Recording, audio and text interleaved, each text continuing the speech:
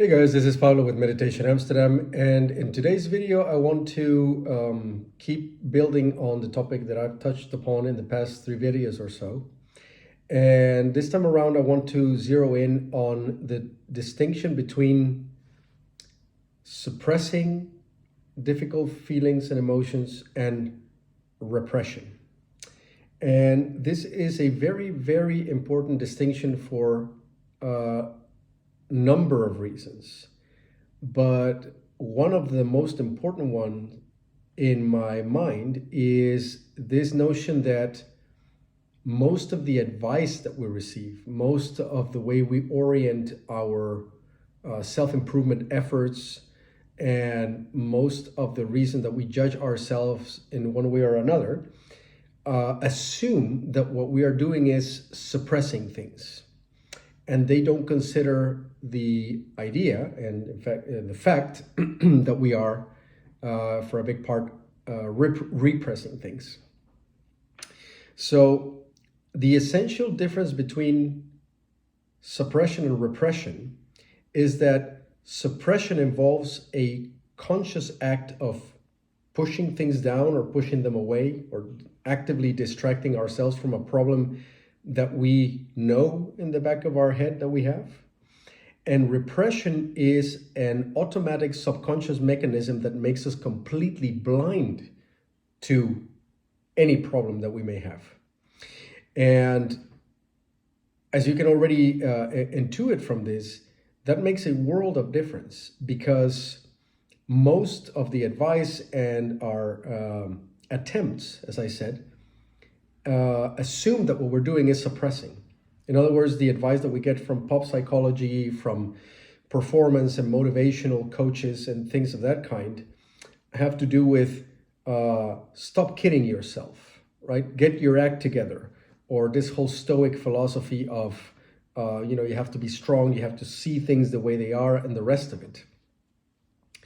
And that assumes that you can see things the way they are. It assumes that you know what the problem is, and then you are just not getting your act together. You're just choosing to be lazy, or distracting yourself and the rest of that stuff. So it creates a certain illusion that you ought to feel guilty about not doing something about it. It also creates the illusion that you can do something about it because you are aware of what the problem is. Both of these are wrong when it comes to repression. In repression, you are not aware that you have a problem, and therefore there's nothing that you can do about it. By that same token, you can be much more compassionate towards yourself. In the sense that when the problem finally arises to the surface through the work of cultivation and clarifying or refining your consciousness, you sometimes will have this tendency to go like, oh, how could I not have seen this?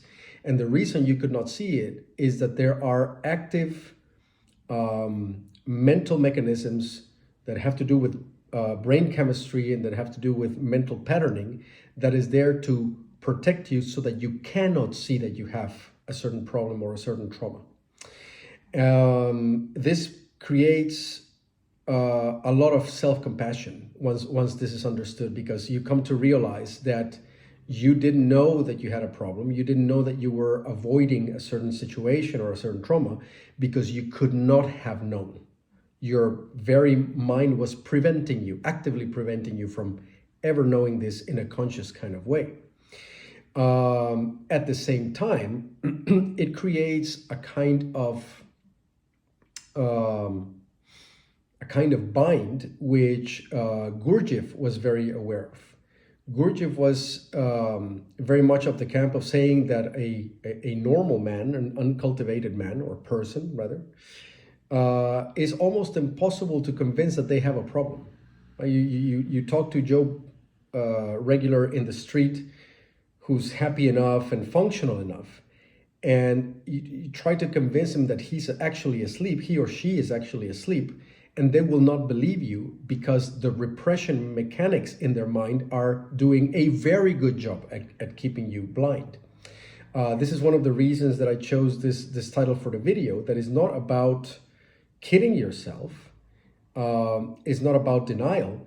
It's more a kind of self-hypnosis that is taking place, which literally prevents you from seeing things.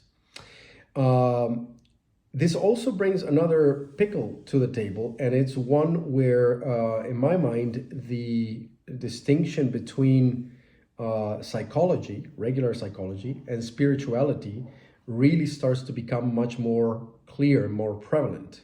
See, in psychology, if your state of mind is relatively happy and wholesome, and you are functional, that means that you are healthy. Yeah. For spirituality knows that upbeat or good enough states of mind and being highly functional could all be thanks to the fact that your repressive mechanisms are working really, really well. And so you can have somebody who's highly functional and feels like there's no problem, when in fact there is an enormous amount of repressed dynamics that we are not conscious of, which only start to act up if tragedy strikes, or later down the line when you end up with some sort of cardiovascular disease, some sort of autoimmune disease, and it is all due to the fact that energy could not flow in the system correctly, and that over time created disease in the physical body because it could not be resolved on a mental level. So the bar set by the spiritual schools of what a healthy human being ought to be or can be is way, way higher than the bar set by psychology. Psychology is satisfied with someone who is relatively happy and stable, navigating the ups and downs of life in an okay kind of way, and highly functional. For spirituality, which sets the bar way higher, there's a telltale sign of whether repression is at work, and whether therefore the system is on some level diseased, and that is the sense of self. If there is a sense of individual self active, that means that there is repression, because the sense of self is an expression of the repressive mechanisms. It is a kind of outgrowth that comes from repression being active in the system. And you get to realize this as you start to do your cultivation, because the more things you clean out, the less the sense of self needs to pop up. It becomes a redundant mechanism when there is no repression. We've mentioned this in some other videos, but in case it's a new concept to you, you could say that the full name of the individual self, sense of self, is self-concern. Yeah, so the self is equal to self-concern. And if there is self-concern, that means that there's something that feels like it needs to be protected. And if something feels like it needs to be protected, it means that you can't get to it because it's hidden and it's actively hiding itself so that you don't have to feel it.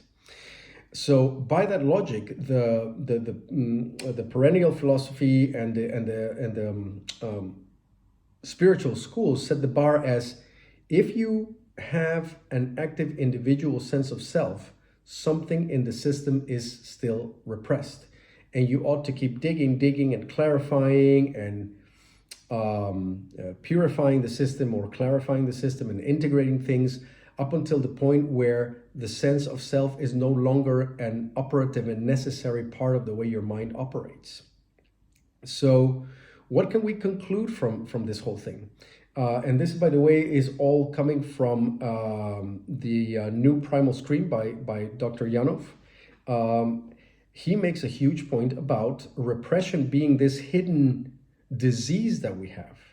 You can't see it. It's almost like the mental equivalent of diabetes. It's this silent killer, which is not meant to be known or seen, and therefore kills you softly, kills you slowly, but kills you nonetheless. It saps away an enormous amount of energy. It affects it affects almost every level of your physiology and of your mentality. Almost every single level, if not all levels, are affected by repression, because it is at the very core or at the very heart of the system.